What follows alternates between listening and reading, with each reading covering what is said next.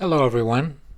Today's video is going to be about people that are wanting to upgrade to Windows 11 24H2, whether if it's from Windows 10 or from 23H2 to 24H2. About 3 months ago, Microsoft came up with some new requirements for CPUs. They're blocking more CPUs. So I just want to show you how you would check your CPU to make sure, because people have been having trouble. They've been trying to install Windows 11 on these CPUs, and they're stuck in a boot loop or something happens to their operating system. So I just want you to make sure that you check it before you do that. Okay, what you can do is you can download CPU-Z, okay, from the internet. Okay, it's from cpuid.com. It's a very small application, and you would run that and check your CPU. And I'll show you how to do that. First of all, I'm going to just show you this here. Okay, Windows 11 24H2 CPU requirements. Okay. You need SSE 4.2 Intel for Intel. Okay, that's the minimum.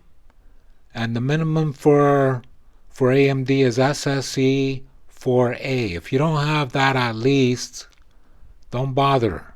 There's no workarounds to it.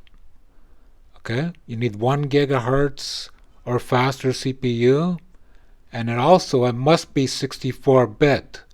32-bit CPUs are no longer supported.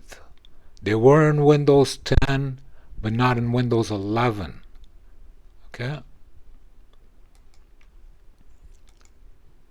Now I'm going to show you the CPU-Z. Okay, this is the reading from my computer.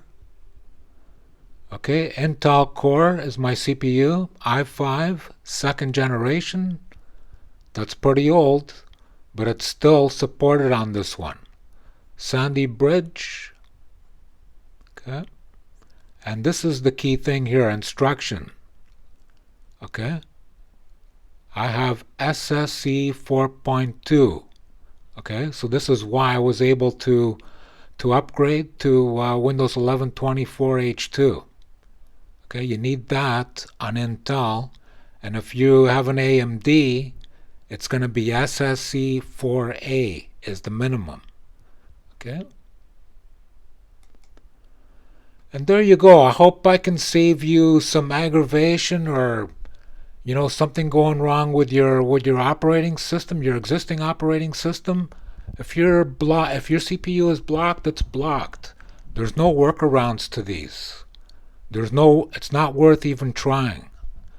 So anyways, thank you for watching, and we'll see you in the next one.